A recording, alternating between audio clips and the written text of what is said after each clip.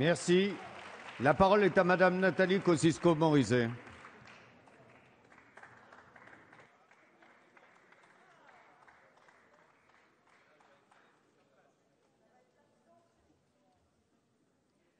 Monsieur le Président de l'Assemblée nationale, Monsieur le Président de la Commission, Mesdames les ministres, Mesdames et Messieurs les députés, chers collègues. Il ne s'agit pas ici d'être moderne ou ancien, progressiste ou réactionnaire. Merci. Il s'agit de répondre concrètement aux aspirations de couples de même sexe, sans nier l'attachement de nombreux Français à l'institution du mariage comme union d'un homme et d'une femme dans le but de fonder une famille. Y répondre sans dogmatisme, sans hypocrisie, sans idéologie. Deux sujets sont imbriqués dans ce texte. L'union d'abord, la place des enfants ensuite.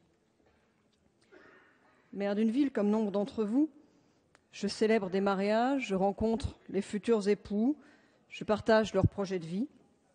Et élu local, je rencontre aussi des couples homosexuels qui me parlent avec la même détermination de leur volonté de s'investir dans un projet commun et de le voir reconnu par la République. Cette aspiration est légitime et nous devons la pleine reconnaissance de l'union aux couples de même sexe. Le Pacs fut une première réponse.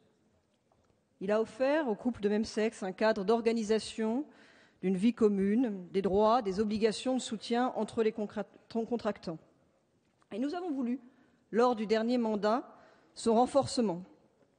Nous avons étendu les droits des pacsés pour les rapprocher des droits des couples mariés.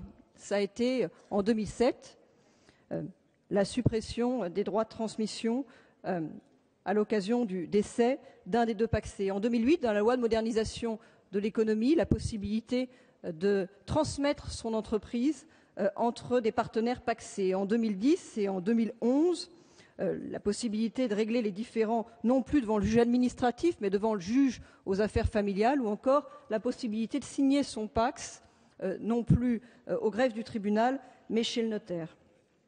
Personne ne demande aujourd'hui de revenir sur ce contrat, mais beaucoup le jugent insuffisant sur le caractère solennel de sa célébration, mais aussi sur son caractère strictement patrimonial, là où on attend des engagements extra-patrimoniaux. Et c'est le sens de notre proposition d'alliance civile avec Daniel Fasquelle, avec Axel Poniatowski, avec de nombreux autres collègues. L'alliance civile, c'est pour les couples de même sexe les mêmes droits que le mariage sans l'adoption.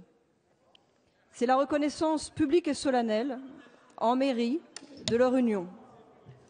Ça n'est pas seulement un contrat comme le PACS, c'est une institution républicaine. Non pas en dessous du mariage, comme l'était le PACS, ou comme l'est le PACS, mais aux côtés du mariage. Les mêmes droits, la même reconnaissance de l'union, mais sans bousculer les conditions de la filiation. Je crois encore que cette proposition peut rassembler. Elle rassemble déjà 125 députés. Certains d'entre eux ont annoncé qu'ils voteront ce texte, d'autres qu'ils ne le voteront pas, mais tous considèrent qu'une autre réponse existe. L'union, donc, je le dis clairement, pour moi, c'est oui. Parlons donc des enfants.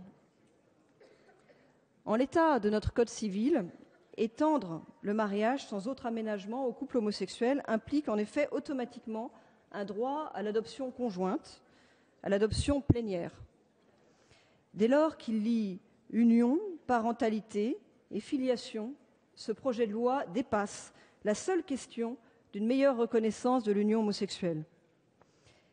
Il aurait mérité, mes chers collègues, la recherche d'un consensus, comme nous l'avons fait sur un autre sujet de société avec la loi Leonetti.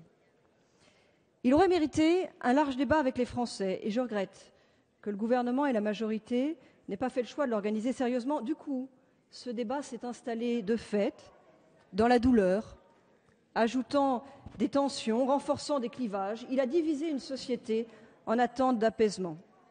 Beaucoup de questions auraient pu être posées. Accompagner les recompositions familiales, sécuriser dans ce cadre les parcours de vie aujourd'hui de plus en plus complexes des enfants, le statut du beau-parent, et surtout, comment répondre aux besoins de connaissance de ses origines. Je voudrais m'arrêter un instant sur ce point. Pour beaucoup d'entre nous, en effet, la réponse à la question « D'où vient-on » est évidente. Nous savons qui sont notre père et notre mère. Mais l'expérience des enfants nés sous X ou issus d'une FIV, en quête de leur origine, doit nous instruire. Nous sommes déjà confrontés à leurs interrogations, à leurs inquiétudes, à leurs souffrances. Je connais comme vous de ces adolescents ou de ces adultes qui portent comme une plaie ouverte, quel que soit l'amour qu'ils ont reçu par ailleurs de leur famille, la recherche de leurs origines. Et le législateur est régulièrement sollicité sur la levée de l'anonymat. La procréation médicalement assistée pour les couples de même sexe et la gestation pour autrui nous entraînent toujours plus loin sur cette voie.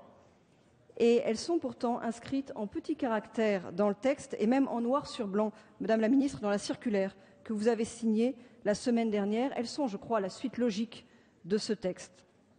Le projet de loi sur la famille que vous annoncez nous donnera peut-être l'occasion d'échanger sur ce sujet de la quête des origines, mais on voit combien ce débat complexe aurait dû être un préalable au projet qui nous est présenté aujourd'hui. Parce que la question, ce n'est pas la capacité des couples homosexuels à élever des enfants. Bien des couples de même sexe élèvent aujourd'hui, de fait, des enfants dans des conditions qui n'ont rien à envier à certains couples hétérosexuels. Mais le sujet de la protection de l'enfant, mes chers collègues, il est plus large et il aurait mérité une réponse plus équilibrée. Personnellement, je crois à la réponse allemande, qui ne permet pas l'adoption conjointe des couples de même sexe, mais qui autorise l'adoption simple d'un enfant biologique par l'autre partenaire, dès lors que l'autre parent biologique accepte de renoncer à son autorité parentale. Cette solution respecte à la fois le besoin de connaissance de ses origines et la reconnaissance du nouveau lien créé dans le cadre d'une recomposition de la famille. C'est une base de discussion adaptée et protectrice pour l'enfant. Chers collègues, ce texte part bien et finit mal. Il part avec les meilleures intentions du monde pour reconnaître, apaiser, régler des situations de souffrance. Il débouche sur des situations identitaires et filiales qui peuvent créer des incertitudes et d'autres souffrances. Et surtout, le gouvernement n'a rien fait, au contraire, pour éviter les tensions, et il sème finalement des ferments de division dans la société française. Mesdames les ministres, mesdames et messieurs les députés, il est encore temps de trouver la voie du rassemblement des Français, un rassemblement qui tiendra compte des réalités de notre société, toutes les réalités, et je proposerai avec d'autres collègues des amendements en ce sens. Je vous remercie.